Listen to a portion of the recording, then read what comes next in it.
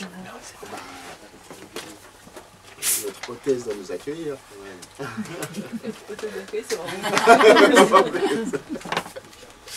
Donc, bonsoir à tous et à toutes. Merci d'être venus nombreuses et nombreuses ce soir pour les palabres autour des arts. On est super contents d'enchaîner une nouvelle année à vous accueillir régulièrement au Caribde pour parler littérature africaine. Et ce soir, c'est un thème un peu pas évident, vu l'actualité et vu, bref, le monde dans lequel on vit. Et voilà, vous allez parler du retour au pays dans une sélection de littérature avec notre invité qui nous vient du théâtre et ensuite avec nous, public, pour la polémique habituelle, en général assez vive. Donc voilà, merci à vous de venir régulièrement, ça fait plaisir. Merci. Donc, bonsoir à tout le monde. Donc c'est la rentrée pour tout le monde. J'espère que vous avez beaucoup lu et que vous avez tous lu ces livres-là qui sont dans la sélection, évidemment. Vous avez eu deux mois de pause pour pouvoir tout lire.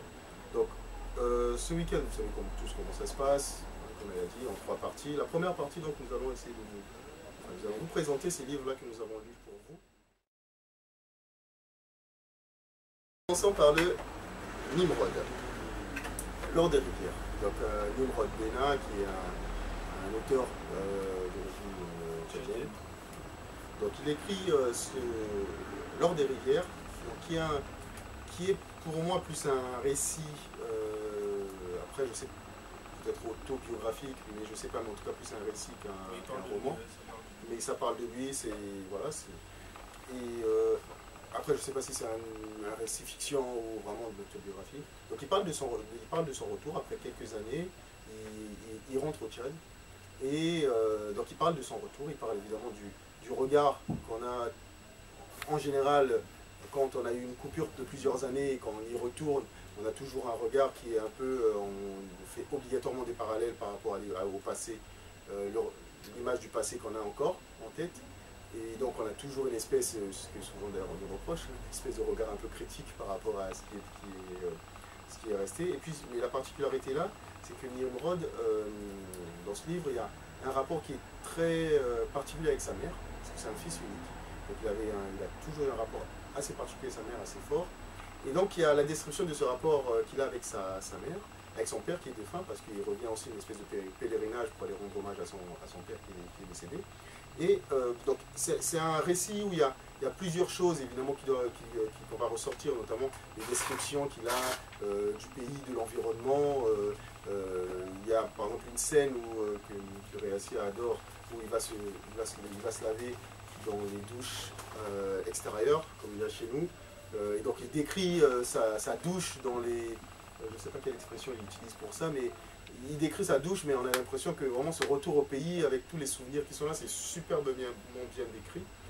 Et ce rapport surtout avec sa mère qui est peut-être un peu malsain aussi, parce qu'il y a une espèce de relation un peu d'amour, haine qu'il y a avec sa mère. Pas mal de choses qui sont non dites. Il faut préciser qu'il n'est pas réellement fils unique en fait. Oui. Il y a eu un précédent enfant qui est décédé. Il a l'impression de porter en fait, rappeler en fait à sa mère qu'il a peut-être voilà. Qu'il y a eu quelqu'un avant. Donc ça introduit un peu un rapport particulier avec sa maman. Sa maman n'est pas décrite sous des dehors très sympathiques. Quand on le lit, le rapport qu'il a. Donc c'est particulier et moi c'est vraiment sur cet aspect, ce rapport avec sa maman que j'ai trouvé ça particulièrement intéressant. Les autres vous diront sur quel aspect. Après, Nimrod, on l'a chroniqué il y a quelques mois sur Un balcon sur l'Algérois, et sur celui-là j'ai exactement la même impression de lecture, sachant que Nimrod c'est d'abord un poète, c'est quelqu'un qui a écrit beaucoup de poésie, et c'est vraiment là, pour le coup, l'écriture elle est magnifique. C'est superbement bien écrit, c'est très poétique dans sa manière d'écrire, c'est très bien, mais vraiment c'est impressionnant hein, que ce soit le balcon sur l'Algérois ou celui-là, j'ai l'impression que quand on le lit, on a envie de stabilité toutes les lignes. Quoi. Mais comme sur Un balcon sur l'Algérois, pour moi, c'est tombé à plat. Je ne veux pas réutiliser le terme que j'avais utilisé, mais en fait, je ne voulais pas, mais c'est pareil, c'est chiant. Mais vraiment, à un moment, on le lit, et puis, bon, c'est très bien écrit, on est impressionné, il y a des descriptions qui sont superbes, et puis à un moment, on se dit, mais on n'arrive pas à y accrocher. Le livre se lit vite, et pourtant, il est pas, justement, il est court, mais il ne lit pas vite, parce qu'on a du mal à y entrer. Il faut t'accrocher, en fait. Enfin, moi, j'ai pas ressenti, voilà, il manque l'émotion. Moi, c'est là ce que je ressens dans ce Nimrod, tout comme dans le premier, c'est qu'il y a un problème pour moi avec Nimrod, c'est que je n'arrive pas à être touché par son récit, par ses personnages, je n'arrive pas à ressentir de l'empathie. Et donc, c'est un beau tableau que je ne comprends pas. Peut-être Virginie qui... Non, malheureusement, celui-là, je ne l'ai pas lu. C'était... Moi, je l'ai lu, mais après, c'est mon premier numéro, après, je ne sais pas si j'ai été influencé par tes premières critiques, donc il y a quelques mois, mais effectivement, c'est ce que j'ai senti tout en le parcourant. C'est très bien écrit. Il y a comme dans beaucoup de romans qu'on sort aujourd'hui, il y a un certain rapport en fait à l'enfance. Beaucoup de nos auteurs espèrent, et c'est peut-être un sentiment naturel, espèrent retrouver en fait le pays tel qu'ils l'ont quitté. Gros, on aimerait retrouver les gens qu'on a laissés, les rues qu'on a laissées, les odeurs qu'on a laissées. Les ambiances qu'on a laissées, les rires. Et lui, il revient, c'est un peu triste quand même, la plupart de ses amis sont tous alcooliques, on grossit, certains sont morts. Il y a aussi un aspect que j'ai bien aimé, c'est que des fois, en fait, on a l'impression de connaître mieux son pays quand on est parti. Lorsqu'il arrive, il s'en veut un tout petit peu de connaître mieux la France que le Tchad. Donc il en profite pour visiter, pour faire le nord Soudan, le sud Soudan, donc, qui est le nord tchadien. Et je vais juste donc prendre un petit passage pour donc, appuyer les dires de Joss sur effectivement la qualité d'écriture de Nimrod. Effectivement, l'histoire, il faut s'accrocher. Donc, page 64, donc il écrit toujours le nord, dans le nord du Tchad. J'ignorais tout du nord, le Sahel du Haut-Soudan. Je ne connaissais que de nom. Sa beauté géologique, sa nudité vouée à l'étendue, à la dévotion. Je connaissais bien la terre herbeuse pour l'avoir beaucoup contemplée. Je connaissais l'étoffe intime des collines et des coteaux.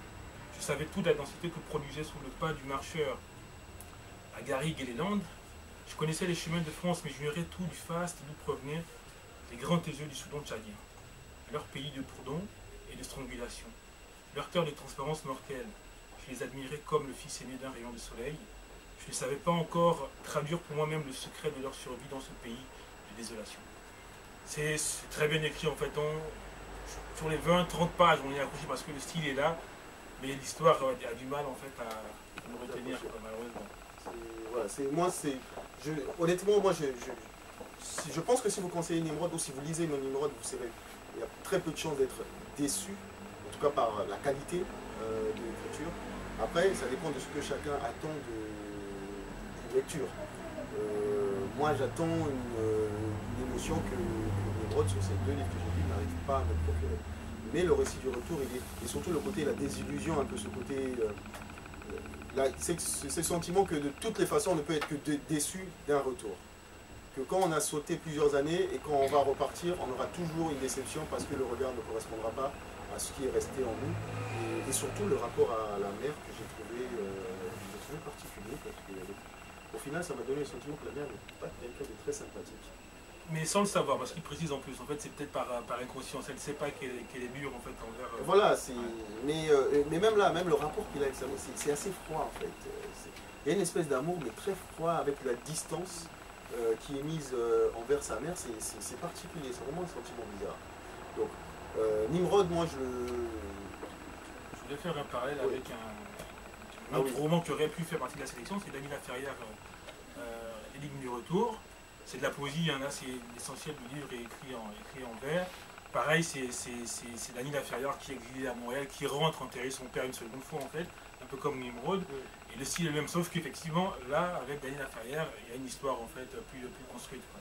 Mais il m'a beaucoup fait penser à Dany Laferrière, donc si, dans le même thème, hein, si vous voulez découvrir L'énigme du retour, il colle bien avec le sujet du jour. Donc, vous en avez deux pour le prix d'un. Lors des rivières et l'énigme du retour. Donc Dany Laferrière, normalement notre académicien ne devrait pas être décès. Donc n'hésitez pas, tous les livres dont nous parlerons ce soir sont évidemment disponibles. Peut-être pas tous, peut-être que... Pas le Laferrière, désolé. Non, il n'était pas n'était au pas au programme, programme. il n'était pas au programme, mais voilà. Mais ceux qui sont là, ils sont disponibles de l'autre côté. Et, mais je vous dis, le Nimrod, je ne pense pas que vous soyez déçus par le livre, mais moi, mon sentiment de lecteur, c'est que voilà, ça manque un peu d'émotion. Ensuite, peut-être c'est bien. Parce que le plus médiatique, c'est Chimamanda Ngozi Adichie. Je pense que vous avez tous et toutes, à un moment ou à un autre, entendu parler d'elle. Je pense que aujourd'hui c'est l'auteure africaine, donc nigériane, qui est la plus cotée, la plus bankable, je crois que en ce moment, particulièrement brillante. Et moi j'ai lu l'Hibiscus pourpre, qui était mon premier, Chimamanda, qui m'avait mis une gifle à l'époque. Et à chaque fois je me disais, punaise, elle a écrit, elle avait 23 ans, mais c'est d'une puissance ce livre. Et ensuite elle a écrit L'autre moitié du soleil aussi, qui là aussi c'est extraordinaire. Et elle a écrit des nouvelles autour de ton cou. Et donc il y a ce Americana de Adichie. Lequel de vous, laquelle vous voudrez en parler? Vas-y, Cédric. Ok, donc c'est Ifemelou, une jeune Nigériane qui s'est installée 15 ans plus tôt aux États-Unis. Donc le livre commence dans un salon de coiffure tenu par les Sénégalais dans une ville d'Amérique, un États-Unis, laquelle. Et donc la première partie du livre en fait décrit parce que l'héroïne tient un blog en fait qui présente en fait la vision des Africains vivant aux États-Unis, en fait, des sociétés américaines. Donc elle dépeint beaucoup de caractéristiques, entre autres le racisme sournois en fait, de la société américaine. Donc une grosse partie du livre c'est le blog, c'est voilà, ses relations avec les Américains. Après lui vient donc l'idée de rentrer au pays après 15 ans. Et donc moi je m'appuierai là-dessus parce qu'effectivement c'est le sujet du thème. Mais la première partie, attention, elle est très intéressante hein, pour ceux qui veulent connaître un peu comment vivent les Africains aux États-Unis. Je pense qu'elle est assez descriptive. Le retour au pays est assez brutal. Hein. Je pense qu'elle commence à dire qu'il a digéré la Grèce, en fait, son premier après les 15 premières années. Donc comme pour Nimrod, on s'attend en fait à retrouver ce qu'on a laissé. Et c'est plus la même chose en fait. Elle dit quand elle partait du Nigeria avec les riches qui avaient des portables, aujourd'hui la petite vendeuse du marché a son téléphone portable. Les gens sont agressifs, c'est très polluant, c'est très sale. Mais au fur et à mesure en fait, de cette texte de la société, elle ouvre un nouveau blog, elle tient un nouveau blog qui parle donc des réalités de Lagos. Et là, elle écrit, ce qui est assez, moi, ce que j'ai beaucoup retenu, c'est qu'elle est très critique. Hein. Moi, je trouve qu'elle est assez lucide. Elle parle beaucoup même de ceux, en fait, comme elle, qui ont quitté l'Occident pour venir faire fortune au pays. Les répates. Voilà, et ils ont un club qui s'appelle le Nigerian Politan Club. En fait, c'est un club de gens qui ont étudié aux États-Unis, en France, en Angleterre, qui sont contents de rentrer, mais qui aimeraient retrouver en fait le confort qu'ils ont laissé en Occident. Donc ils se plaignent un peu de tout, que Nollywood, donc la chaîne de télévision qui balance beaucoup de fiction, n'est pas, c'est du théâtre filmé, qui cherche en fait des plats de soja avec moins de calories. Ils boivent dans des gobelets un peu comme ce qu'on voit dans les films américains avec des plastiques et tout ça. En gros, ouais, elle fustige beaucoup en fait cette classe là d'Africains qui aimeraient en fait que Lagos ressemble à New York. Je sais pas ce que tu en as pensé. Ben, moi, ce que j'ai beaucoup aimé dans ce livre, c'est qu'effectivement, donc vous avez compris, il y a une partie aux États-Unis, une partie à Lagos, et en fait, il y a une dualité en permanence.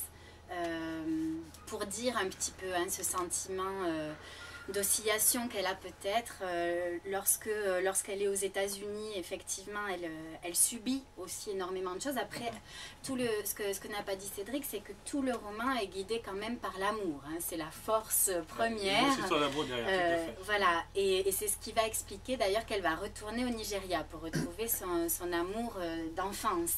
d'adolescence en tout cas. Et je vous disais, c'est vraiment moi ce qui m'a beaucoup plu, c'est que c'est construit de façon duel, ce que d'autres ont déjà fait, mais là tout est mélangé, c'est-à-dire vous avez le roman d'amour et la chronique sociale. On a l'impression d'avoir un tableau vraiment de plusieurs classes sociales des États-Unis, pareil au Nigeria.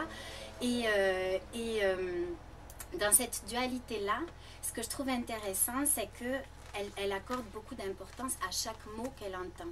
Tu disais, elle écrit un blog, donc il y a aussi une espèce de dualité entre sa parole intime, son histoire d'amour, et puis sa parole publique de femme qui prend position, femme africaine, pour décrire la société américaine. Mais c'est les mots. Et vraiment, les mots ne sont pas choisis au hasard, c'est les mots qui déclenchent des choses. Et par exemple, lorsqu'elle est dans ce fameux club, lorsqu'elle revient au Nigeria, avec ces gens qui sont un petit peu voilà, à se plaindre de tout, il y en a un qui lui dit, de mémoire, il lui dit oh mais tu vas voir, t'inquiète pas, ils servent toutes sortes de choses parfaitement mangeables. Et ça, c'est quelque chose qui la heurte, parce qu'elle se dit, mais dans quel Nigeria je retombe, dans quelle classe sociale j'arrive aussi. Et voilà, c'est fait comme des petits tropismes là qui ressortent et qui font qu'on va découler un certain nombre de pages de simplement un mot qui a été retenu. Et cette façon qu'elle a comme ça de forer les mots, d'aller chercher tous les sous-entendus, de mettre à jour tous les implicites, moi, je trouve que c'est vraiment une sacrée réussite, quoi. Surtout pour mettre des mots sur le retour au pays, qui n'est pas une situation très, très facile à vivre. Il y a un autre pays, effectivement, qu'on a oublié de mentionner, c'est l'Angleterre. Effectivement, ce qui est bien avec ce roman, c'est qu'à un moment, elles sont je parle de la narratrice, hein, qu'on peut facilement confondre à l'auteur.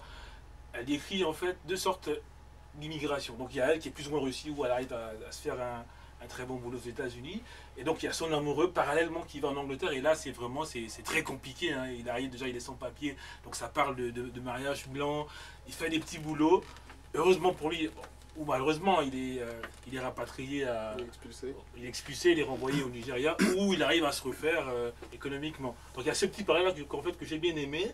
On nous présente une immigrée qui a plus ou moins réussi dans son pays d'accueil, et un autre en fait qui trime au quotidien, quoi. Célia, ton sentiment là-dessus? Il se situe un petit peu entre Virginie et Cédric. Alors, moi j'ai bien aimé, ce que j'ai préféré, c'est l'histoire d'amour.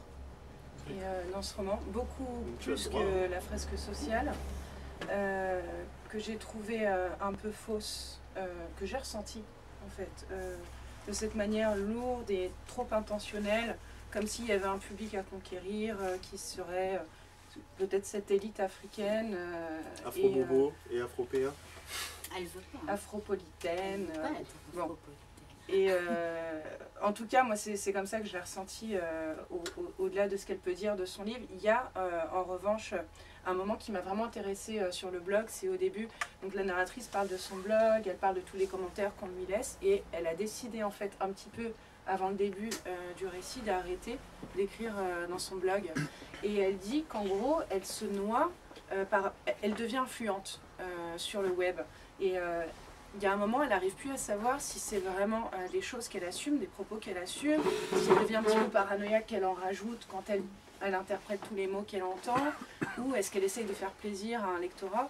Moi, j'ai trouvé ça finalement, je me suis dit qu'elle était peut-être dans cette position avec son roman, j'en sais rien. J'ai trouvé ça intéressant et très très fin, très nuancé. Voilà, c'est les monologues intérieurs qu'elle tient vis-à-vis d'elle-même, cette narratrice. Et après, c'est ce mélange en gros d'essai d'opinion quelque part et de fiction qui chez toi n'a pas trop matché. Moi, ce que j'ai pas aimé, c'est toute la partie un peu sur les cheveux, la beauté, le côté lifestyle en fait, parce qu'elle tient un blog mode de vie.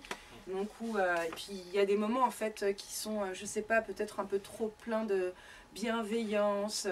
Ah oui, cette femme, je l'admire quand elle porte ce short et qu'elle est grosse et elle s'impose. Je déteste ça. En fait, vraiment, ça m'ennuie. Moi, j'ai trouvé qu'elle faisait preuve de beaucoup de lucidité aussi. Enfin, quand elle analyse, comme tu disais, ce qu'elle écrit sur le blog. Ouais. Comme tu dis, c'est quand même nuancé. Donc, elle joue quand même sur plusieurs registres. Et peut-être sur Je plusieurs suis lecteurs. d'accord, mais enfin, ouais, il y a cette partie-là, mais c'est peut-être juste un roman très polyphonique. Et du coup, Il y a certaines et voix qui peut-être t'ont pas parlé. plus polyphonique que binaire. Mais enfin voilà, oui, c'est cette voix-là, exactement, c'est très bien dit. Cette voix-là m'a pas parlé. Cédric, Et c'est des questions peut-être que se posent beaucoup de Nigérianes dans le monde, et même en Afrique, je pense. Je dis pas que c'est pas légitime comme ouais. prise de parole, je dis juste que retrouver ça dans un roman, je me suis ennuyée en D'accord. fait. Et c'est là tout le problème de cette intentionnalité dont je vous parle. Est-ce qu'elle essaye de plaire, de séduire un nouveau public, un nouveau lectorat, en y calant un petit peu là, des questions, d'ailleurs même le public afro-français Oui, et bien sûr. afropéen, là, comme dit Lamiano, enfin ce que vous voulez, appelez-le comme vous voulez. Ça peut être aussi les maghrébins, ça peut être les latino-américains, peu importe, les minorités. Mais il y a quelque chose, voilà, où tout d'un coup je me dis, est-ce qu'on a besoin mais c'est vrai que de tous les romans choisis, c'est celui qui, je dirais, parle le plus à une variété de lecteurs. Non, à une diaspora Ah qui oui. est cette diaspora-là, justement, afropéenne, qui est un peu entre les deux, je dirais. Par rapport aux autres, je pense que c'est ceux qui... Il y a beaucoup de questions là-dedans, on va sur beaucoup de blogs, sur beaucoup de conversations, sur beaucoup de blogs. C'est quand même beaucoup de thèmes qui reviennent énormément, des thèmes qu'elle traite dans ce livre-là. Et c'est peut-être pour ça aussi qu'il y a beaucoup de succès, parce que ça parle aussi à beaucoup de gens qui sont dans des positionnements un peu, un pied ici, un peu là, un pied là. Dans tous les cas... Est-ce que c'est pas ces précédents romans qui ont fait le succès, justement, qui fait qu'aujourd'hui on n'en parle pas plus? Parce que l'Hibiscus pourpre, je préférais en fait le lire que... Je l'ai aimé, hein, je vous rassure, mais je préfère l'Hibiscus pourpre du Troisième du Soleil, qui est un roman historique qu'à celui-ci. Après, moi j'étais surpris de l'avoir sur ces thèmes-là, parce que c'est vrai que l'Hibiscus pourpre et puis l'autre moitié du soleil sont quand même sur des thèmes peut-être qui sont, je ne sais pas comment définir ça, mais peut-être plus universels. Mais avec le talent qu'elle a, et que ce sont des problématiques qu'il a touchées, elle, puisque quand il suffit de voir certaines interventions qu'elle a sur YouTube, elle a pas mal d'interventions, elle a souvent intervenu sur la question du féminisme, sur la question justement du déracinement, donc il n'y a pas non plus de surprise à la voir sur ce genre de thème. Dans tous les cas, je pense que vous ne prendrez aucun risque à aller sur Chimamanda Ngozi Adichie, parce qu'elle est, voilà, c'est une valeur sûre. N'importe lequel de ses livres aujourd'hui, ce n'est pas un carton pour rien. C'est pas que de la com. C'est vraiment, il y a du talent d'écriture. En tout cas, moi, sur les deux que j'ai lus, j'ai été scotché à chaque fois. Celui-là, il marche très bien. Il y a beaucoup d'échos très positifs là-dessus. Donc, je vous invite à, si ce n'est pas déjà fait, le découvrir. Je sais qu'Olivier l'avait lu aussi. Ouais, je suis un grand fan. Ouais. Moi, j'ai même tendance à préférer celui-là en fait aux deux autres. Parce que je trouve qu'il est plus personnel que les deux autres. Exactement, ouais. Les deux autres étant plus universels, comme tu disais. Je les ai trouvés un peu plus impersonnels, celui-là m'a beaucoup parlé. Et bizarrement, les parties chez le coiffeur, en fait, qui a priori ne parlent pas vraiment, sont, je trouve, très réussis, en fait, justement. Ce rapport à l'aspect au corps, en fait, je les trouve très réussis. Donc moi, des trois, c'est mon préféré, en fait. Ben voilà, donc faites confiance au libraire. Ouais, je fais tous les allez. Sympa. Écrit en anglais, c'est la traduction. Ah bah oui, faites toujours confiance à vos libraires. Donc, faites confiance aux libraires. Donc voilà, Chimamanda Ngozi Adichie, n'hésitez pas à aller dessus. Maintenant, peut-être celui-là. Oui, vous voulez que je commence? 31 février de Hafid Aboulayan. Aboulayan. Hafid Aboulayan, 31 février. Alors c'est son premier roman, je crois. Oui. Mais c'est quelqu'un qui a déjà fait des courts-métrages, même, il me semble un film aussi, enfin un long-métrage, je veux dire. Donc c'est un retour au pays un petit peu particulier qui est décrit parce que c'est celui de Samy. Alors Samy, c'est un apprenti comédien qui vit à Creutzwald, en Moselle, qui est un débrouillard, voilà, qui a envie de mener sa vie.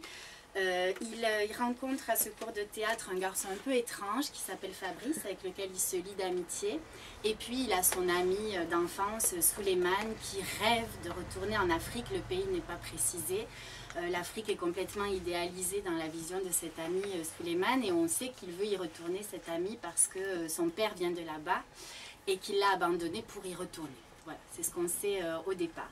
Et donc notre jeune Samy, qui est quand même quelqu'un de très très pragmatique, décide, parce que sa carrière de comédien ne décolle pas, d'aller faire des affaires immobilières à Agadir au Maroc. Et ses parents sont originaires du Maroc, son père en tout cas, au narrateur. Donc en fait, c'est ce jeune homme qui n'a jamais connu le Maroc du tout, donc c'est pas un vrai retour au pays, qui va s'y retrouver.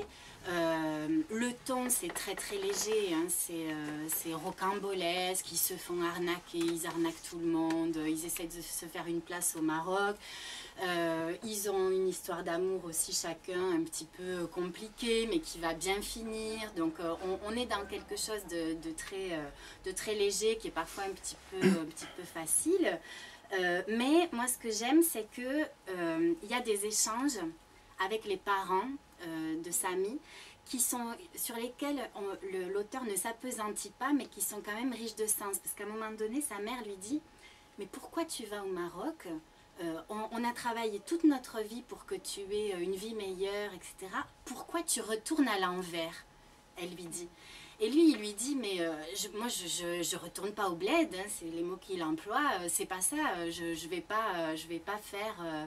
pas renouer avec mes racines. Il joue pas mal d'ailleurs sur ce mot-là. Il dit, je vois pas pourquoi les racines auraient des nœuds d'ailleurs. Je vais pas retourner à mes racines. J'y vais simplement avec un projet, celui d'essayer de faire mon trou, faire de l'argent, parce qu'ici j'y arrive pas et je suis dans une situation qui est bloquée. Et il lui dit, j'ai pas envie d'être un cas social, le cas social dans lequel on souhaiterait m'enfermer. Donc moi, c'est ça que j'ai bien aimé, c'est, même si encore une fois, voilà, il y a des aspects un petit peu western spaghetti, assumés, hein, et puis road trip, voilà, c'est très cinéma, mais cinéma un peu ado, quoi, je sais pas comment vous dire. Mais ce que j'ai beaucoup aimé, c'est ça, c'est ce côté complètement décomplexé vis-à-vis des origines, qui met un petit peu un coup de pied dans la fourmilière, en disant, ben, finalement, ma place, je peux la faire partout, et pourquoi pas au Maroc, et si mes parents sont marocains, ben, tant mieux pour eux, quelque part. Hein. Oui, effectivement, quand je le lis, les premières pages, je le lis un peu comme un scénario de film. Ouais, c'est ça. Et donc à la fin, je découvre que l'auteur est scénariste, qu'il a fait des courts et longs métrages. Bon, ça ne m'étonne pas, effectivement, c'est une histoire, quoi, c'est un film, voilà, un retour. Et comme tu dis, c'est pas un réel retour au pays. Je pense qu'il aurait eu l'opportunité d'aller au Bangladesh ou, je sais pas moi, il serait parti. Il a juste eu en fait l'occasion de se faire de l'argent au Maroc et voilà, il est parti. Effectivement, il y a ce rapport avec la famille que j'ai trouvé assez intéressant, où les parents disent, en fait, mais nous on a tout fait pour que tu sois ici, qu'est-ce que tu veux faire là-bas? Mais ouais, effectivement, c'est pas le meilleur des romans de la sélection. Bah, c'est pas un retour douloureux par rapport à. Il subit pas le retour, lui. Il a pas une quête. Non, lui, il va, c'est pour faire des affaires, c'est pour faire aussi un peu de tourisme parce qu'il a son pote Souleymane qui est assez. Voilà. Qui est complètement dans l'exotisme, illuminé, voilà, lui, quand même. C'est ça qui est curieux, quoi. Vis-à-vis de. Eh ben, quand il arrive au Maroc, justement, Samy dit, alors Souleymane nage en plein exotisme, parce que tout est merveilleux, il a rêvé de ça toute sa vie, il voulait mettre le pied sur le sol africain, et voilà. Et moi, j'ai bien aimé les trois postures des personnages, parce qu'ils sont là pour des raisons particulières. Fabrice, il est complètement étrange, ce garçon, et du coup, il est étrange un peu partout. Mais ça se termine bien comme un film, oui. comme un très bon film, ça se termine bien, c'est en fait une happy end, des histoires d'amour, les choses se déroulent. Au milieu, effectivement, il y a beaucoup de rebondissements, mais finalement, tout se passe bien pour les trois personnages à la fin. Et ça pourrait s'adresser à des ados? Oui. Oui. Et même moi, j'ai une révélation à faire. En fait, je crois que pendant le film, pendant le roman, pendant très longtemps, je pense que c'est des ados. Je les situe en fait entre 15 et 18 ans, quoi. Et c'est plus tard que je me rends compte, je sais pas, peut-être aux 3/4, qu'il a plus de 30 ans, en fait. C'est vrai? On dirait des ados. Oui, parce qu'ils ont ce côté par rapport à l'amour aussi qui est complètement naïf, quoi, aussi. Mais ce livre, il était intéressant justement dans ce rapport aussi à ceux qui sont nés et grandis ici, qui sont d'ici, et qui ont parfois un rapport soit douloureux par rapport au pays de leurs parents, soit des rapports très simples de se dire c'est un pays lambda comme un autre, et puis j'y vais comme j'irai, comme tu as dit, n'importe où. Voilà, donc c'est aussi une posture de retour au pays quelque part, parce qu'on parle beaucoup de la notion de repat, il y a pas mal d'articles là-dessus, tous ces immigrés, enfin immigrés, européens de la deuxième, troisième génération, et qui s'en retournent en Afrique, on a l'impression que c'est un phénomène extraordinaire. Mais voilà, lui, il serait dans cette posture-là de répat. Même si c'est pas non plus, c'est pas dans le sens de l'engagement, retrouver mes racines et tout, mais c'est un repat. C'est un repat. Après, je ne sais pas si c'est tout à fait vrai qu'il aurait pu faire ce retour, ou du moins cette allée, je sais pas comment le dire, au Bangladesh. Parce qu'il y a quand même dans ce choix de l'humour, bon, même si c'est pas forcément, on s'éclate pas de rire, mais en tout cas de la légèreté, il y a quand même, parce qu'à un moment donné, il dit, voilà, j'avais une citation que je voulais vous lire. Par rapport à son rapport à la France, il dit « Comme beaucoup, j'ai hérité d'une histoire d'un pays qui n'était pas vraiment les miens. J'aurais pu me complaire dans un rôle de victime, ou bien chercher à tout prix à m'intégrer, comme ils disent. Mais pour moi, il ne s'agit pas d'être intégré, il s'agit d'être intègre, nuance. » Et en fait, je voulais vous la citer, cette phrase, parce qu'il s'en sort toujours sur des jeux de mots. Voilà, intégrer, intègre, etc. Et cette posture un peu légère, j'ai l'impression que c'est quand même, tu parlais d'intentionnalité, il y a une intentionnalité ici de justement pas être dans la difficulté du retour aux origines, sur un sujet etc. trop lourd. Mais prendre le contre-pied peut-être d'autres romans qui ont pu être écrits où c'est plus... Ouais, et puis c'est intéressant ce que tu disais, tu n'arrivais pas à le définir entre dire si c'est un aller ou un retour, puisque la question du retour se pose aussi pour les enfants d'immigrés, à qui on pose quand même, c'est souvent la question, et sinon tu retournes souvent au bled? Donc, conseiller, ça semble être une... Oui, ça c'est très drôle. C'est drôle, ouais. Donc voilà, donc, conseillé par nos deux chroniqueurs du soir, Hafid Abdoulahan, le 31 février. Moi, ça me fait toujours particulièrement plaisir quand on aide à faire découvrir comme ça des auteurs qui sont un peu cachés comme ça. Donc si vous pouvez, découvrez-le, lisez-le, et puis si vous aimez, surtout n'hésitez pas à parler des auteurs que vous aimez autour de vous. Hein. C'est par ça, c'est par ce biais-là seulement qu'ils pourront se faire connaître. Moi je veux parler de...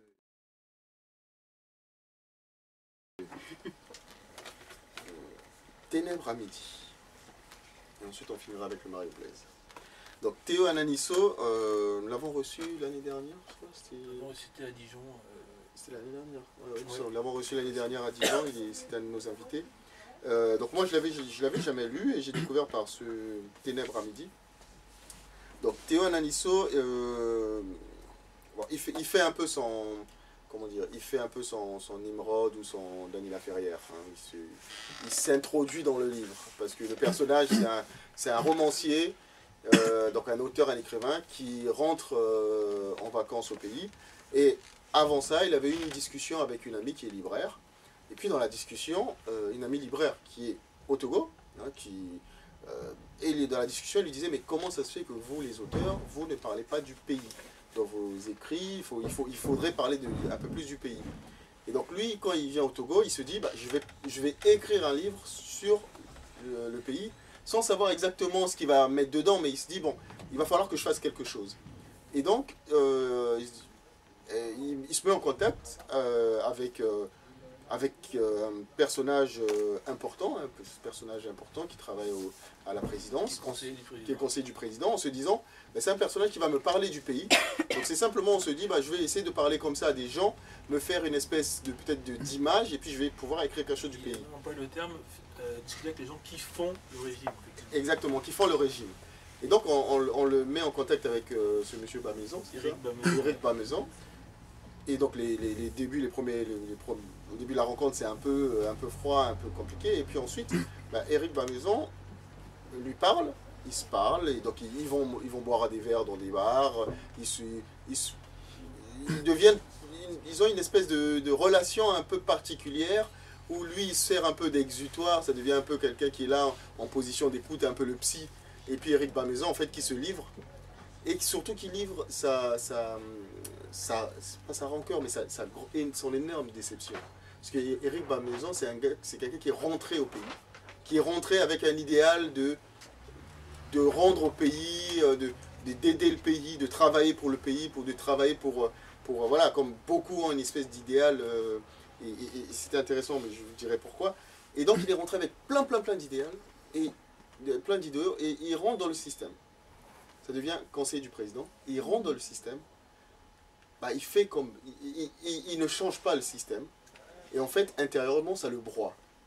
Et donc c'est quelqu'un qui est très acide, très amer sur ce que lui-même est devenu, sur son retour. Et donc cet écrivain-là qui écoute un peu tout le monde et qui voit aussi la vie de Bamaison avec ses maîtresses, avec sa femme qu'on l'a.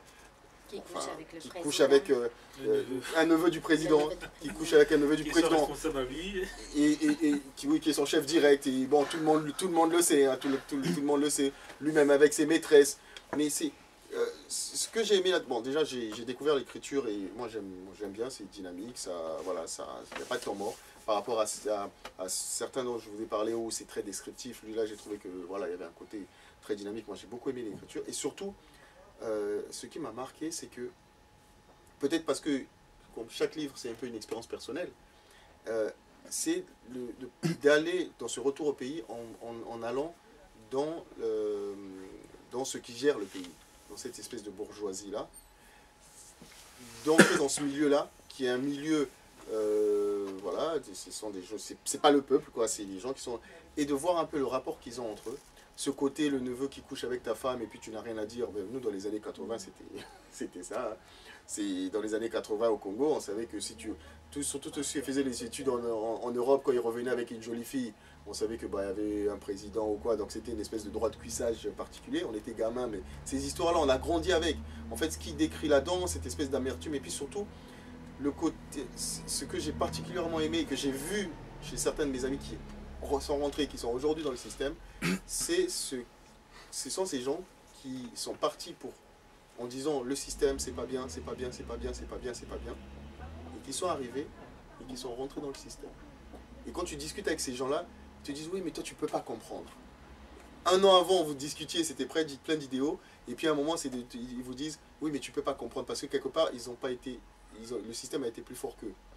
On a reçu Obamega Kosso il y a 2 ans, je crois, qui dans une de ses nouvelles, c'était à peu près ça, les malades précieux, où il parlait là, pour le coup, d'un médecin, plein de bonne volonté, beaucoup de choses très positives sur ce qu'il allait faire au pays, et il est rentré au pays, et c'est devenu une espèce de coursier pour les hommes du pouvoir. Donc, voilà, toute cette élite qui fait beaucoup de bruit quand ils sont en Europe, et quand ils rentrent, au final, ça ne change pas grand-chose. Et là, dans le Ténèbres à midi, c'est un peu ça. C'est un peu ça. Peut-être le sentiment de mes... C'est une histoire très brutale. Hein. Je déconseille à ceux qui veulent faire le chemin retour. Ça se termine mal en plus. Hein. Je vais pas vous donner... Non, mais ça se termine très mal. En revanche, il est assez lucide parce qu'à un moment donné, je crois que la première conversation avec le professeur, donc le narrateur, sa première fois, c'est l'Afrique est dégueulasse. En fait, on sent quelqu'un qui est aigri, qui a souffert, quoi, en fait. Mais il reconnaît en revanche que, voilà, il est venu avec une certaine naïveté. Il ne s'est pas préparé avant. Il s'est dit, bon, voilà, lui, il a fait, je crois qu'il a fait 7-9 ans en France. Et en 3 ans, en fait, tous ses rêves ont été déconstruits. On devine que le pays, c'est le Togo. Hein. C'est voisin du Bénin. Bon, le président s'appelle Bestia. Ça donne déjà à peu près le contexte. Il reconnaît qu'il a été naïf. Voilà, il dit j'aurais dû me préparer. C'est pas des regrets, c'est juste que je reconnais que voilà, j'ai pas été prêt, quoi. J'ai pas été préparé. Il y a quand même. En plus, il s'est fait piéger. Hein. Il est revenu avec plein d'idées hyper positives pour plein de choses, et il est venu, il s'est fait piéger par le système. Et ce que je note, c'est que Éric Bamaison et le narrateur en fait ont des profils plus ou moins similaires. Oui. Bamaison, il a fait 9 ans en France avant de rentrer. Le narrateur, il vit en Allemagne, un peu comme Théo Ananiso. Et lui rentre après 20 ans. Et pareil, il a une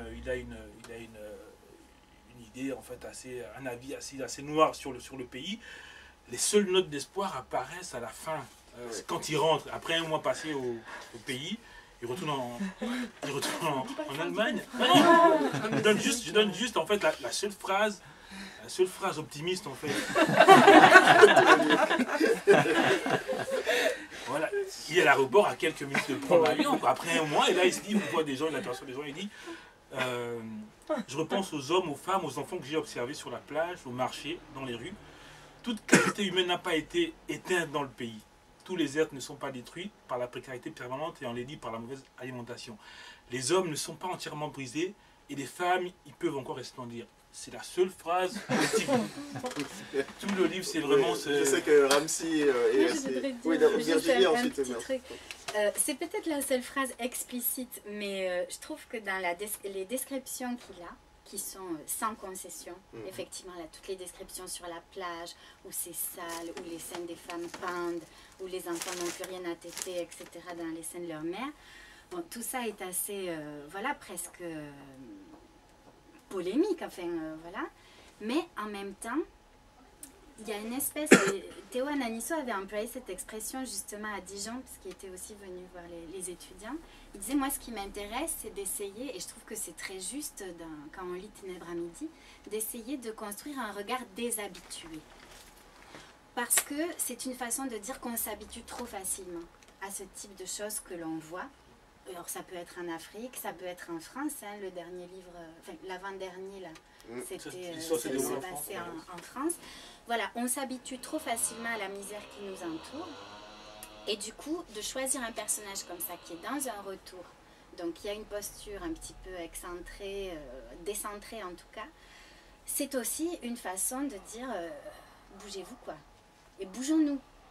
Voilà, je trouve que dans ces descriptions-là, elles ne sont pas que glauques ni négatives. Il y a une visée, je pense, argumentative quoi, derrière. Peut-être Ramsey qui... Alors, Théo Ananisso, auteur que j'ai pratiqué pendant un petit moment, qui n'est pas d'ailleurs à son premier essai du retour. Son premier roman, Lisaoe, est exactement dans la même démarche. Il retrouve un écrivain encore qui retourne au Togo. Mais c'est très la ferrière, ça. Il ne sait pas ce qu'il va faire. On se met beaucoup dans ces bouquins. Et puis on le retrouve sur une enquête presque criminelle. Il se majore les inspecteurs. Enfin bref. Ce qui est à peu près le cas dans ce roman-ci. Alors, ce roman, je l'ai détesté. Hein. Oui, c'est ce que tu m'as fait comprendre. Je l'ai détesté. Non seulement parce que Théo Ananisso se fait là, c'est un littéraire, formation de littéraire, connaît très bien la littérature, les canons, les références, et ce roman, c'est en gros une sorte de réécriture mauvaise de Au cœur des ténèbres de notre ami Conrad. Explique, je vois pas, j'ai du mal à voir le lien entre ça et Retour aux Ténèbres à midi, c'est une variation métaphorique de Au cœur des ténèbres de Conrad. Sur ce point-là, oui. Donc on est quand même sur une réécriture littéraire avec un antécédent qui est assez lourd. Donc le personnage est en train vraiment d'explorer les ténèbres. Et le livre est dans cette logique-là. Bon, il faut le comprendre comme ça. Déjà comprendre que c'est un échec par rapport à cet hérissage-là. Et la seule phrase positive que tu n'as pas lue, heureusement, je vais la dire, et à la fin du roman, c'est qu'il est à l'aéroport, le personnage, il dit « ce n'est déjà plus l'Afrique ». Parce que c'est propre. Attention. Il dit « ah, tout est propre mais ici ». Tu le prends au pied de la lettre. Non, parce qu'on est déjà dans cette vision Afrique, fantôme, Afrique, machin. Enfin, c'est tout, hein. Enfin, il rentre vraiment dans cet esprit Ténèbres à midi. Après, qui lui vient de Conrad. Oui, enfin, qui lui viendrait. Oui, qui lui viendrait de Conrad. Donc, pour le coup, moi je trouve qu'il est vraiment dans cet échec-là, littérairement parlant. Et puis bon, enfin... c'est quand même sans intérêt, les déambulations de cet écrivain. Enfin, je sais pas, il l'a déjà fait dans Lisaoe, qu'est-ce qui lui prend de remettre ça 4 romans plus longs? Oui, mais ne viens pas avec un regard de celui qui a lu. Il faut arrêter un moment de se dire, je vais faire ce que je sais faire déjà, je vais faire de la création, Enfin, on nous vend un peu n'importe quoi. C'est nous oui, non, toi, tu as le regard de celui qui a lu autre chose. Moi, j'ai lu aucun Théo Ananisso avant. Donc, je démarre avec celui-là. Et c'est vrai que le livre, il est sombre. Il décrit un retour ou un système ou une Afrique qui est, pour le coup, oui, peut-être que les ténèbres existant. Mais ce qui m'a intéressé, moi, dans ça, c'est la réalité de ça. Et honnêtement, sur beaucoup de retours qu'on a lus, j'ai vraiment, quand je vais au pays, hein, j'ai des amis qui ont fait leurs études, qui ont fait 20 ans en France, qui sont rentrés, qui sont vraiment sous cette posture-là. certains qui ont les mêmes difficultés psychologiques à accepter le fait qu'ils sont au final rentrés dans le système. D'autres qui sont rentrés là-dedans, ils ne se posent même pas de questions en l'espace d'un an. Avec l'idée que le système est forcément mauvais parce que c'est un système qui est en Afrique. Non, je suis pas. Non, non, crois qu'il y a un fond de mais je suis pas d'accord avec toi sur cette vision-là. Mais avec l'idée que on est très, comment dire, quand on est ici, on est très optimiste sur le soi-disant apport de la diaspora, de ceux qui sont partis, justement. et qui vont repartir pour essayer de, qui vont repartir soi-disant, ils vont apporter des choses extraordinaires. Exactement. Et tous ces retours, et dans ce livre, il dit aux gens, bah voilà les échecs, et cet échec-là de ce bas maison, mais c'est l'échec depuis 20 ans. C'est l'échec de mes parents. C'est Mes l'échec parents de considérer qu'en Afrique, les gens attendraient ou auraient besoin d'un apport quelconque. Exactement, mais il est bien obligé de montrer l'échec vécu par celui qui est rentré. Par celui qui est rentré. Moi, j'ai des oncles, j'ai mes parents, tout ce monde-là, qui ont fait les études, qui sont rentrés, plein d'idéaux, plein d'idéaux, et puis qui, au final, moi, en étant gamin, j'ai découvert à la fac à Orléans, j'avais 25 ans, que mon père avait fait une thèse sur l'éducation des Noirs américains. Une thèse. Je ne savais même pas qu'il s'est préoccupé de ce genre de choses. Donc, j'ai commencé à regarder. Et après, tu te dis, mais tiens, c'était peut-être un africaniste, mon père, à l'époque. Mais j'ai jamais ressenti ça dans son attitude au pays. Il a été dans certaines fonctions importantes. Il allait boire sa bière avec tout le monde. Mais c'est un Éric Bavaison. Après, je ne sais pas s'il avait la difficulté psychologique de se dire qu'est-ce qu'on a raté. Mais que ce soit lui, que ce soit ses amis, c'est exactement ça. Quand je discute avec mon oncle ici, c'était des idéalistes qui se sont rentrés dans le système et qui se sont fondus dedans. C'est quoi les... Et c'est sombre. Plein de mots différents. Tout à l'heure, on parlait de piégés. Ils ont été piégés par le système. Ici, est-ce que là, c'est oui, Éric Bavaison, il est piégé. Est-ce que c'est de l'impuissance? Non, lui, il est piégé littéralement, parce que en gros, il peut plus partir, il a plus le droit de sortir. Ça, c'est dans le roman d'avant. Oui, ça, c'est dans le roman. Mais dans ce roman, est-ce que c'est de l'impuissance? C'est des mauvais choix, je dirais. C'est pas de l'impuissance. Exactement. En fait. C'est une mauvaise stratégie, parce qu'il dit, il est venu avec une mauvaise stratégie. Il a été naïf, en fait. Sa femme, par exemple, le trempe, tout le monde le sait, tout, mais il ne peut pas s'en débarrasser, quoi. Il est dans un système tel que, de toutes les façons... Ce qui est important, et peut-être qui invaliderait un peu ta thèse sur... pas la réécriture de Conrad, ça c'est hyper intéressant, mais plutôt le côté, il montre ça en disant que c'est l'Afrique et c'est pour ça, les Africains sont en train d'attendre quelque chose, c'est que le point de vue, c'est celui pour moi, c'est ça, oui, pour moi, c'est ça. C'est-à-dire que, pour moi, c'est pas... on a parlé, allez-y, hein, ça c'est moi, ça, cliché marginalité. Pourquoi? Parce qu'en 2013, c'était le thème qu'on a eu toute l'année 2013, c'est cliché marginalité. Et le grand frère qui est là, je me rappelle, et j'ai mis ta phrase dans mon livre. Il avait dit, de toutes les façons, le problème c'est pas les clichés, c'est qu'il n'y a pas tout le film. Donc les clichés sont vrais, et le problème c'est quand on ne montre que certains clichés. Et là, typiquement, c'est un cliché, mais c'est une vérité. C'est une vérité de gens qui sont retournés, plein d'idéaux, plein d'idées, plein de machins, qui sont rentrés dans le système, qui les a broyés ou pas, ou qui s'y sont adaptés, mais pour dire que plein de gens qui sont aujourd'hui, qui gèrent nos pays, c'était pas des salauds dès le départ, quoi. Parce que tu vois, c'était des gens pleins d'idéaux, ils sont rentrés dans le système.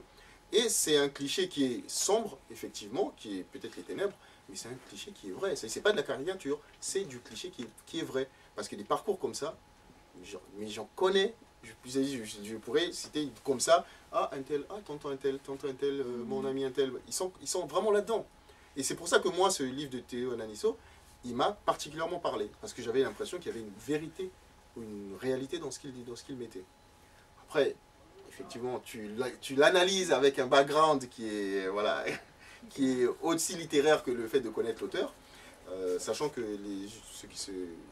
Moi, c'est plus cette posture de se mettre dans ses propres romans qui commence un peu à m'agacer, parce qu'il y en a beaucoup qui le font quand même. Hein, parce que entre les Nimrod, les Laferrière, les Ananisso, Moi, je pense vraiment que la situation de son pays, en fait, nourrit beaucoup son écriture. Parce que tu as cité un petit par habitant, Isaoué, mais aussi un reptile par habitant. En fait, c'est les trois œuvres que j'ai lues de Ananisso. Il y a toujours une attaque au système, en fait. Voilà, dans un petit par habitant, je crois que c'est un général qui se fait éliminer par quelqu'un du peuple parce qu'il partage la même copine, mais il y a toujours en fait ce rapport des puissants en fait aux faibles. Mais c'est pour ça que c'est pas désespéré, je trouve. Parce qu'il s'y attaque, justement. Enfin, pour moi, c'est pas une condamnation.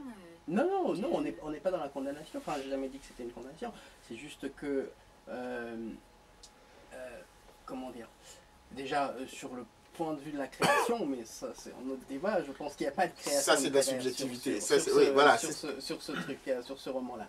Après, il n'est pas non plus dans la condamnation, mais le personnage, c'est intéressant de le remarquer, il est quand même, alors, il le dit quelque part dans le roman, où il se déclare comme une sorte d'observateur naïf. Il y a quand même une forme de vie, c'est une sorte d'esthète, on va dire ça comme ça, qui remarque les choses avec une certaine indifférence, une certaine distance, et il en sourit à un moment donné.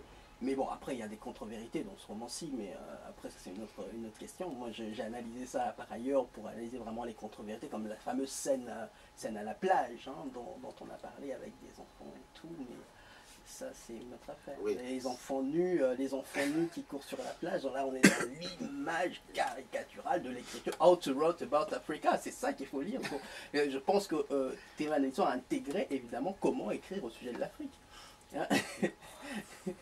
Enfin, de mon point de vue, hein. Si vous lisez l'essai de Wainaina et vous lisez Théo Anaïsso, on est dans du rapprochement assez affolant. C'est affolant. Intéressant, point de vue intéressant sur lequel je n'avais pas réfléchi. Mais comme vous le voyez, dans tous les cas, ce livre, il laisse pas indifférent. Hein. Donc, entre le j'ai détesté et le moi, j'ai vraiment aimé, il y a un entre-deux sur lequel vous pourrez trouver votre... vous pourrez trouver un petit quelque chose de positif là-dedans. Donc, Théo Anaïsso, Ténèbres à midi. Après, vous pouvez commencer par un autre de ses livres, puisque Cédric est plutôt fan. Il y a Lisa, oui, et puis il y a deux autres qui sont sortis après. Il y a un sur Sony Laboutan aussi, je crois. Oui, les deux premiers sont meilleurs. Hein. D'accord, donc toi tu conseillerais... Et un rapide par habitant, on est vraiment... Enfin, en tout cas, de meilleure facture. Il vous conseille d'aller sur les autres. Il y a celui-là. Donc, dans tous les cas, je pense que voilà, vous ne serez pas déçus par Théo Anaïsso. On va finir par Retour au pays natal, hein, de Mario Blaise, que je ne connaissais pas, que j'ai trouvé totalement par hasard. C'est ce que j'ai expliqué à notre libraire. C'est que j'ai tapé le thème sur Google et puis j'ai eu plein de choix. Et puis j'ai dit tiens, Mario Blaise, je ne connais pas. Et j'ai lu et finalement, et j'ai découvert un livre qui m'a fait passer au final un bon moment. Au départ, j'ai eu un peu de mal, mais ça c'est la subjectivité des lectures. J'ai beaucoup de mal moi, avec les auteurs qui sont beaucoup dans la description, hein, qui décrivent avec moult détails. Moi, je suis plutôt un lecteur de polar, donc qui est plutôt dans des choses un peu directes et dynamiques. Donc au départ, j'ai eu un peu de mal parce que je trouvais ça un peu lent. Mais Mario Blaise, c'est plutôt un récit. Donc de quelqu'un qui doit avoir 50-60 ans, une soixantaine d'années, qui a un certain âge, et qui rentre en Haïti, après plusieurs années sans y mettre les pieds, et particulièrement à Petit Goyave qui est sa ville. Et donc en rentrant, il y a donc ce côté descriptif qui est évidemment incontournable parce que il voit les lieux, et il y a obligatoirement un parallèle avec justement ce qu'il a dans sa mémoire. Ce que Haïti est devenu, ce que Petit Goyave est devenu, et ce que lui, il a gardé sa mémoire. Donc il y a un jeu comme ça où donc il parle de lui, hein, il parle de sa famille, il parle de comment, de son passé dans cette ville-là, et en même temps il y a toujours des parallèles avec ce que c'est devenu, ce que c'était. Par exemple, souvent dans les auteurs haïtiens, quand on parle du passé, par exemple toute la partie du Valier et autres, on a tendance à en mettre des tonnes. Lui, il en parle à un moment, mais sans rester là-dessus. Le but, c'est pas ça. Le but, c'est pas de venir dire que, voilà, on a tué plein de monde. Mais il en parle parce que ça a fait partie de sa vie, parce qu'il a vécu dans cette période-là. Il parle du fait que, bon, comme il a un certain âge, évidemment, il y a beaucoup de morts. Hein, beaucoup de gens qui sont morts dans son entourage. Il y a beaucoup de gens qui ne sont plus. Il tombe particulièrement sur un de ses vieux amis, un des rares survivants, Odilan, qui est quelqu'un d'assez volubile et qui lui parle du pays, de ce qu'il est devenu. Donc, en fait, quelque part, là, la critique, non, peut-être pas la critique, mais on voit ce qu'est devenu Haïti et les regrets qu'il y a sur ce qu'est devenu Haïti à travers la voix d'Odilon, notamment après le tremblement de terre, ce que les ONG, tout l'argent des ONG où c'est passé, les gens qui se sont mis plein la poche, toutes les petites choses un peu d'aujourd'hui qui arrivent à Haïti, pourquoi Haïti n'avance pas, on voit ça dans la bouche d'Odilon, et donc c'est... je trouve que ce qui est positif, c'est que lui, il prend pas spécialement, il donne pas un avis où il est pas dans un avis critique, mais il redécouvre simplement son pays, et donc c'est une espèce de, il se balade comme ça dans Haïti, en regardant autour de lui, et puis en se remémorant des choses, en faisant revenir des histoires, par exemple, qu'on lui racontait quand il était plus jeune. J'ai par exemple découvert les restes avec. Par exemple, à un moment, il parle d'un gamin, il dit c'était notre reste avec. En fait, les familles qui étaient très pauvres, on vous amener l'enfant et puis on voulait le laisser, vous en occuper. Ça devenait une espèce d'homme de ménage. Bon, il le dit lui-même, hein, que c'était beaucoup plus de l'esclavage qu'autre chose, mais que c'est quand même dans une tradition de s'occuper des enfants, des familles qui n'ont pas les moyens de s'en occuper. Donc il parle par exemple du reste avec qui était avec eux, et qui a fini par être à travailler dans un restaurant à New York parce qu'ils ont retrouvé sa trace. Donc j'ai trouvé ça vraiment, vraiment plaisant à lire. C'est pas un polar, mais c'est vraiment plaisant à lire ce retour. Non mais c'est vraiment, je me suis surpris vraiment à aimer lire ça. Non parce que je pensais pas que c'est pas trop mon type de lecture. C'est pas le genre de choses qui spontanément comme ça j'aime lire. Et là c'est pas un roman, il n'y a pas une histoire derrière, mais c'est un retour. Et puis et beaucoup plus apaisé par exemple que les autres livres qui sont là, qui sont tous dans un retour très violent, très... il n'a pas le même âge.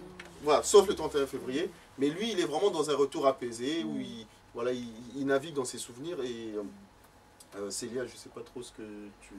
J'en ai pensé a priori autant de bien que toi. Alors moi, pour des raisons différentes, j'appréhendais un peu la lecture parce que je n'aime pas du tout cette édition, je la trouve pas jolie.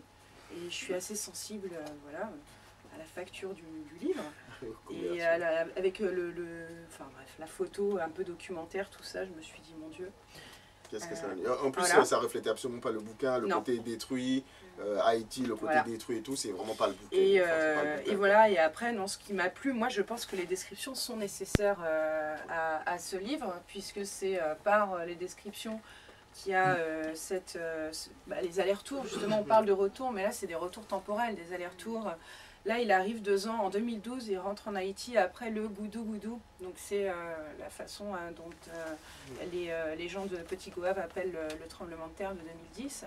Et donc c'est intéressant, parce qu'il y a un petit côté, après Benjamin de Certeau, c'est la déambulation, et c'est observer, essayer d'aller puiser dans sa mémoire, mais il n'y a plus les bâtiments, il n'y a plus les lieux en fait de l'enfance.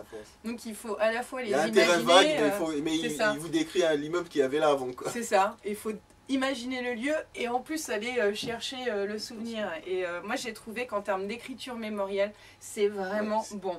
C'est très maîtrisé, je trouve que l'écriture est élégante. Alors comme Nimrod, moi je suis une fan de Nimrod et je trouve qu'il y a cette pudeur et cette retenue dans l'écriture et c'est peut-être ce qui fait que c'est pas désespéré comme les autres. Il y a peut-être beaucoup de choses qui prend sur lui ou peut-être c'est juste un homme apaisé qui a la soixantaine. Par exemple là j'ai senti vraiment beaucoup plus de l'émotion, j'ai vraiment lu, alors que Nimrod que je trouve qui est beaucoup plus, il maîtrise beaucoup plus en termes d'écriture, Nimrod non. Je rentre pas dedans. Mais là, vraiment... Mais tu as peut-être ressenti l'émotion parce que c'est aussi la qualité de la description des souvenirs, exactement. Les références à l'enfance.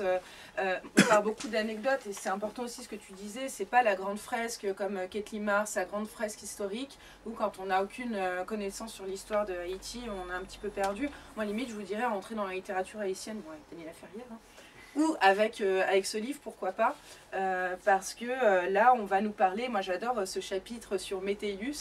Donc ce Métélius était un métallurgiste et il dit que c'était un commerçant, en fait, un entrepreneur avant-gardiste. Et c'est le premier qui a été dans la mondialisation. Et donc, il nous parle aussi de l'économie d'Haïti, une économie qui a été florissante à certains moments. Il va nous parler, quand il va évoquer l'histoire de la révolte des esclaves, c'est parce qu'il y a un de ses copains à l'école qui était surnommé par un des chefs de cette révolution. Voilà, et puis il y a le chapitre aussi La douce Makos, Pour moi, c'est un peu de la réécriture de Proust, hein, parce que tu parlais de Conrad tout à l'heure, mais de la bonne réécriture de Proust. Alors, la douce Makos, c'est la friandise, la gourmandise qui le fait retomber en enfance. On a tous cette Madeleine de Proust, justement, on l'appelle la Madeleine de Proust. Et là, il y a tout cet aspect un peu olfactif, vraiment qui passe par les sens sensoriels de l'anamnèse, hein, de ce souvenir qu'il est en train de creuser, parce qu'en plus ça lui fait du bien. Mais en plus, il va nous faire une petite explication sur la fabrication avec la recette, oui, et le succès de cette friandise qui aujourd'hui est fabriquée par les Haïtiens de Brooklyn. Donc c'est la plus grosse entreprise des douces Makos. Voilà, donc ça m'a touchée. Le parcours d'homme, j'aime beaucoup moi les histoires d'hommes, j'aime les hommes. Et les histoires d'hommes, vous savez, l'âge d'homme, hein, cette fameuse expression l'âge d'homme, cette entrée en fait dans les étapes de la vie d'un homme m'intéresse. Les femmes aussi, mais je suis une femme, donc c'est ça. Mais les lire, les découvrir dans les histoires, dans les romans, j'adore. Je voulais juste rapidement vous lire un passage, tout petit passage, donc sur la balade. La balade que je viens de faire ne fut nullement lugubre. Peut-être ai-je commencé à comprendre un peu que je suis nostalgique de ce qui n'existe plus, d'une époque plus précisément qui semble bien révolue. Dans les rues, dans les cours, sur les galeries, aux fenêtres, je ne rencontre que des inconnus. Ce paradis dont je rêve si souvent n'existerait plus que dans mes souvenirs. Et l'être vieilli et métamorphosé qui est revenu au pays un demi-siècle plus tard n'apprécie pas forcément ce que le petit garçon ou l'adolescent adorait. Pas de conclusion hâtive, me dis-je. Tu n'es peut-être pas encore tout à fait dans le bain. Donc voilà, donc il y a cette avancée sur la réappropriation de ses souvenirs, essayer de comprendre pourquoi on peut être submergé par la nostalgie et voilà, ce besoin en fait du retour, mais dans les deux sens. Très intéressant. Et puis le côté où il accepte le fait que j'ai le droit d'être nostalgique de ce qu'il y avait avant, quoi. J'ai le droit de ne pas aimer ce qu'il y a aujourd'hui. Et puis surtout de se dire, ah mais j'avais un souvenir super positif de ça, mais en fait c'était pas beau, quoi. En fait c'était nul. Mais mes souvenirs d'enfant ont exacerbé les choses et c'est vraiment... Mais est-ce qu'on a même le choix de ne pas être nostalgique en fait? Je crois que le choix de la question ne se pose même pas en fait. C'est tout à fait naturel. On en parlera en troisième partie. Mais voilà, en tout cas Mario Blaise, moi j'ai vraiment une belle découverte. Moi j'ai particulièrement aimé. Je connaissais absolument pas. Pour une fois que l'Harmattan nous donne des choses qui soient bien. Déjà. Non mais c'est vrai, c'est vrai. Non mais il y a quelque chose d'aussi sincère que dans ce qu'on on comprend quand vous nous racontez le 31 février. Voilà, quelque chose de lucide, c'est vraiment... je me suis juré de ne pas censurer l'Harmattan. Donc je prends toujours des textes de l'Harmattan, parce que de toute façon j'en ai publié un chez l'Harmattan. Mais c'est vrai que parfois, quand on tombe sur des choses comme ça, tu te dis, bon, il aurait mérité peut-être un éditeur qui fasse le boulot de communication. Je parle surtout de l'aspect communication. Parce que je trouve que c'est dommage que ce livre ne soit pas aussi connu. Il serait sur même un petit éditeur. Il aurait peut-être porté le livre, un peu plus porté le livre, et le livre serait un peu plus connu que ce qu'il est là. Voilà. Donc, retour au pays natal, Haïti, Petit Goya et Mario Blaise. Moi, je conseille particulièrement.